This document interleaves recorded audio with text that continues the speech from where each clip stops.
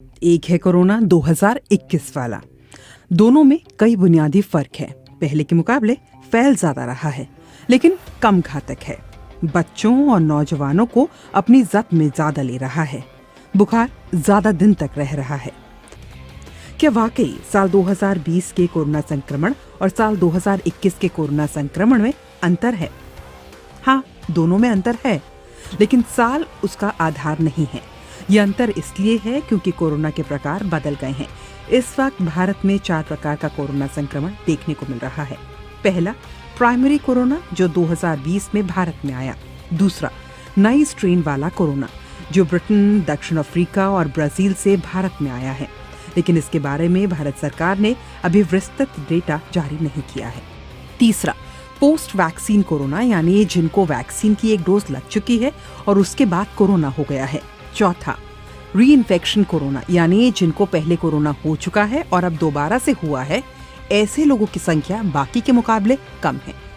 जाहिर है, हर प्रकार के लोगों में वायरस अलग तरीके से बर्ताव करेगा। अलग अलग लक्षण दिखने के पीछे का वैज्ञानिक आधार यही है। प्राइमरी कोविड-19 के आज भी पुराने लक्षण ही हैं, लेकिन बदली परिस्थितियों में वायरस थोड़ा बदल गया है। क्या पहली लहर के मुकाबले दूसरी लहर में तेजी से फैल रहा है कोरोना? भारत का कोरोना ग्राफ इस बात की पुष्टि करने के लिए काफी है। पिछले 7 दिन के रोलिंग औसत का ग्राफ ये बताने के लिए काफी है। इतना ही नहीं, कोरोना की वजह से हो रही मौतों के मामले में भी तेजी से इजाफा देखने को मिला है। रोजाना हो रहे टेस्ट में पॉजिटिव पाए जाने वालों की संख्या भी तेजी से बढ़ रही है। अस्पतालों में बढ़ते मरीजों के आंकड़े भी इस बात की तस्दीक कर रहे हैं। अब ज्यादातर लोग लंबे वक्त तक बुखार से जूझ रहे हैं। ये किस वजह से हो रहा है? कोरोना वायरस का अलग अलग प्रकार हर तरह के लोगों में अलग अलग बर्ताव करेगा।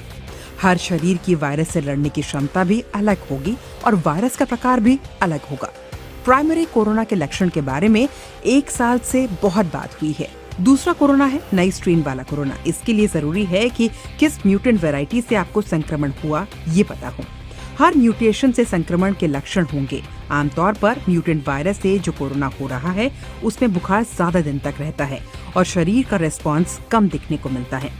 इसका मतलब ये हुआ कि ये प्राइमरी कोविड-19 नहीं है। इसे सिस्टमिक इन्फ्लेशन कहते हैं।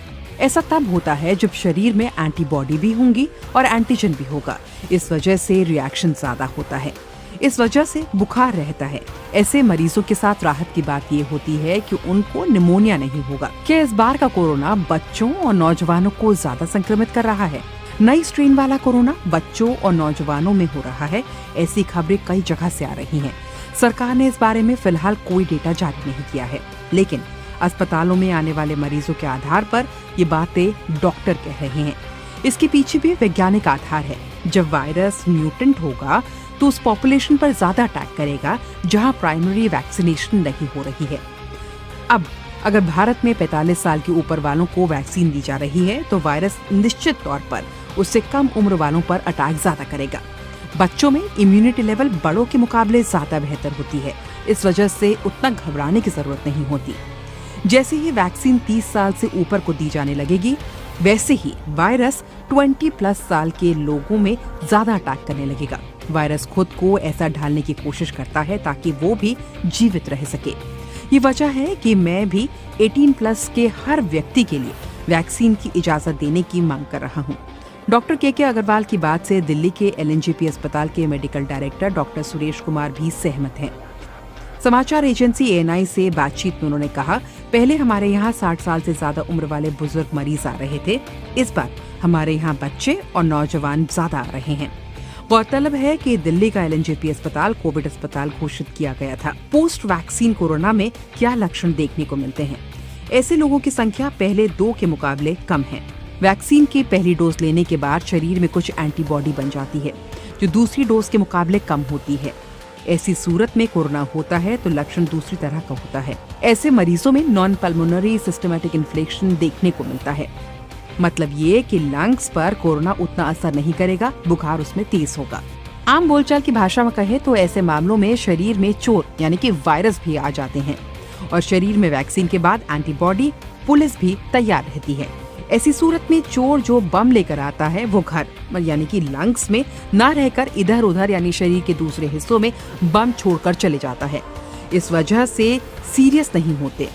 प्राइमरी कोरोना में लंग्स में इन्फेक्शन ज्यादा सीरियस होता है। री इन्फेक्शन वाला कोरोना मरीजों पर कितना घातक होता है? 102 दिन के अंतराल के बाद दोबारा कोरोना होता है तो उसे WHO ने री इन्फेक्शन कोरोना माना है। ऐसे मरीजों में ये देखने की जरूरत होती है कि कौन सा स्ट्रेन का वायरस है जिससे दोबारा संक्रमण हुआ है। ब्रिटेन म्यूटेंट वेराइटी है तो वो बच्चों और नौजवानों पर ज्यादा असर करेगा। अगर ब्राजील वाला है तो उससे जान पर खतरा ज्यादा होगा। अगर दक्षिण अफ्रीका वाला है तो जांच में पकड़ में आने में थोड़ी देर लगेगी। वायरस जब म्यूटेट होता है तो बस ये चाहता है कि जांच में पकड़ा ना जाए, ड्रग्स उस पर काम न करे, वैक्सीन की गिरफ्त में ना आए। इस वजह से कभी ये सुनने को मिलता है कि पहले टेस्ट में कोविड-19 पॉजिटिव नहीं मिला। आम भाषा में कहे तो अगर एक बार किसी को मार पड़ जाती है तो अगली बार वो सतर्क हो जाता है